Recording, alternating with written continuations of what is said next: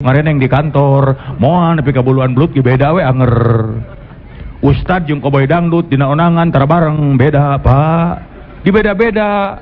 Ku beda-bedana jelema mah nepi ka aya bedana antara pupus jeung pae. Beda ari pupus mah pejabat, orang penting, orang pangkat, nu beunghar, eta mah pupus. Anu jajab ka makamna ge mobil ngabring dikawal make sirine da pupus.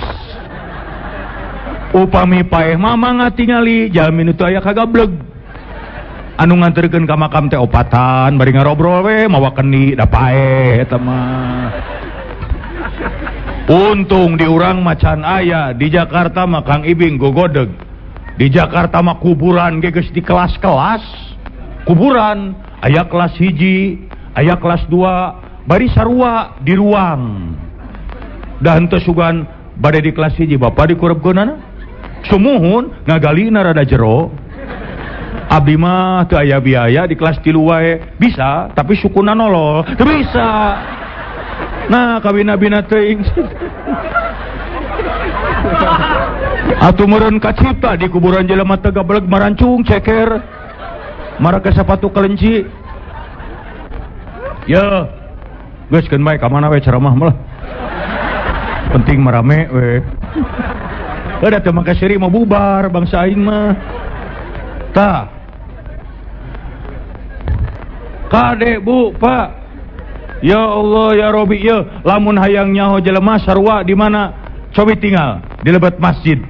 Didinya karasa jelema sarua. Ustad jeung koboy dangdut ngareneng di masjid mah meunang. Tukang macul jeung direktur ngareneng, iya boleh. Ijazah SD datang ti heula sok disap hareup. Doktoranes kapanerian wayahna di tukang. Encan ngadenge peraturan di masjid. Puntennya anu SD kapalengker. Eueuh. Di masjid mana? Tempo keur salat berjamaah dipimpin ku hiji imam. Imam ruku, imam sujud. Sadayana kompak di hadapan Khalik Sang Pencipta. Paduli teuing imam ijazah SD di tukang doktoranes kabeh. Urusan. Da moal mungkin imam ruku kela SD.